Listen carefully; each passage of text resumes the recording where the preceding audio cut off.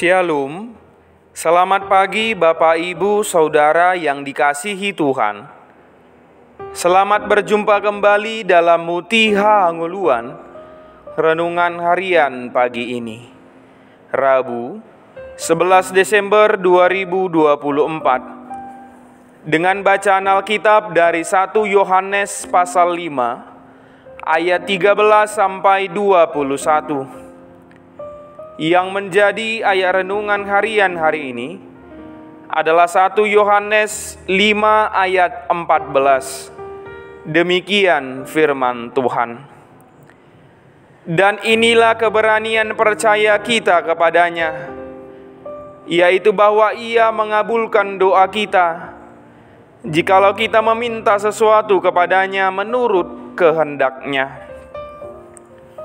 Keyakinan dalam doa. Ada ungkapan bijak mengatakan, if you only pray when you are in trouble, then you are in trouble.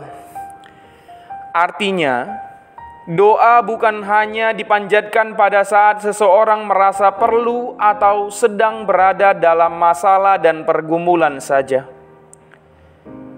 Doa itu bukan suatu hal yang remeh dan dinomorduakan, tetapi doa adalah nafas kehidupan orang Kristen. Sebab doa adalah perintah Allah dan disertai janji Allah. Oleh karena itu, orang percaya harus berdoa karena Allah memerintahkan kepada kita untuk selalu berdoa. Sebagaimana firman Tuhan dalam Yesaya 55 ayat 6. Carilah Tuhan selama Ia berkenan ditemui.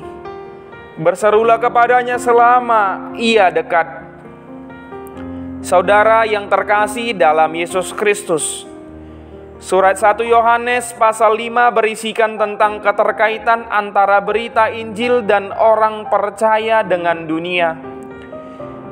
Kehadiran Yesus Kristus yang menyelamatkan melalui peristiwa salib hingga pada kebangkitan dan kenaikannya berdampak luas dan menyeluruh bagi dunia.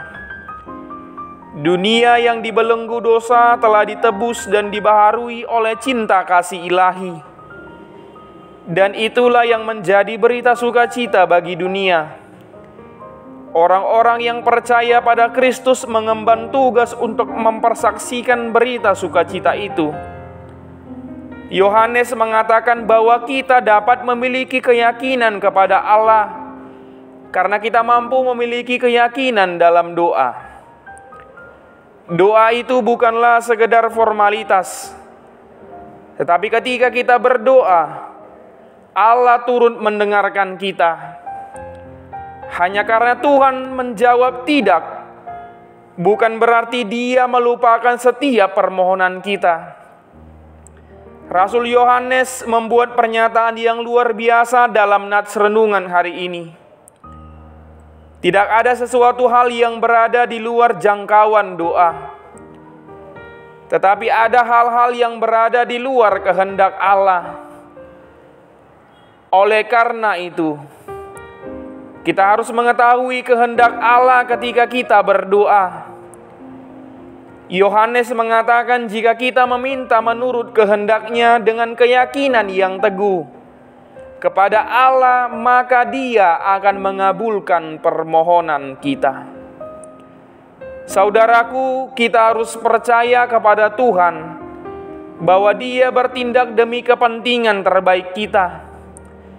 Kita harus tahu bahwa Tuhan sedang bertindak meskipun kita tidak dapat melihat-Nya bertindak. Oleh karena itu, yang hanya kita perlukan adalah miliki iman yang teguh, yakin kepada Tuhan bahwa Ia mengetahui, mendengar dan bertindak untuk kita. Di dalam Dia kita beroleh keberanian dan jalan masuk kepada Allah dengan penuh kepercayaan oleh iman kita kepadanya.